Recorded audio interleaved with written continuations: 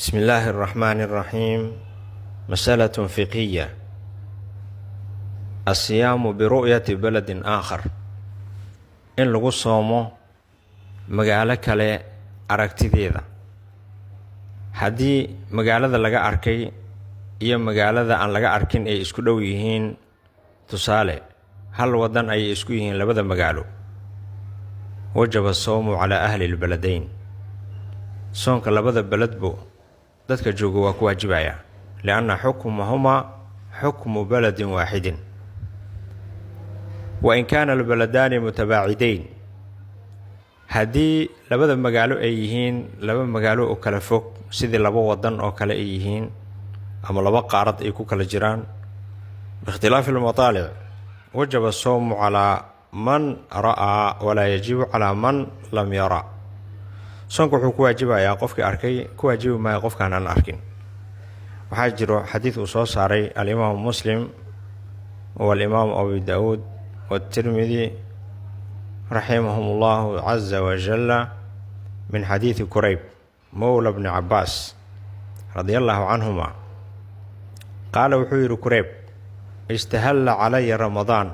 بش رمضان أقول على تويري وأنا بالشام، أنا شام جوبو.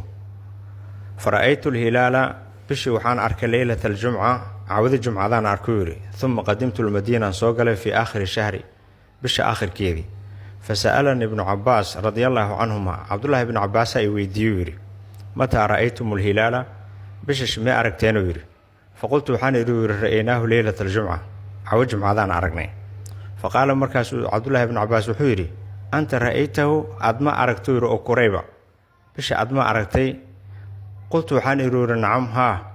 ورآه الناس دتكن وي أركين، وسام معاوية بن أبي سفيان ومدحوينها مسلمين تأهين واسون يوه. dadku waa soomeen, sayidina mucaawiyana waa sooyey. faqaala markaas wuxuu yidhi sayidina cabdullahi bn cabaas: kullunaa ra'aynaahu leylata sabti.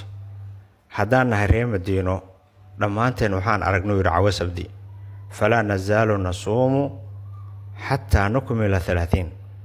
ka zuuli maynuu yidhi inaan sooman nahay ilaa aan ka dhammaystirno 30, aw naraahu aan ka arkayno bishi. faqultu waxaan iduu yidhi: awalaa taktafii biru'yati mucaawiya wa siyaamihi. sayidina mucaawiye iyo soonkiisii aragtidiisii yacni maku kaaftoomaysniya? qaala sayidina cabdullahi bn cabaas wuxuu yidhi: laa, maya. hakadaa amaranaa rasuulullaahi sala allahu calayhi wasalama, sidaasaa suubanahana amro yidhi calayhi salaatu wasalaam. marka labada magaalo hadday yihiin ikhtilaafulmadaalic, hadday isku khilaafsan yihiin, aysan isku jiha ahayn, tamaaman waa kala soomayaan. hadday isku jiha yihiinne oo hal wadan tusaale isku yihiinne, dee waa isla soomayaan kulli. haadaa wabillaahi towfiiq, wassalaamu calaykum waraxmatullaahi wabarakaatuh.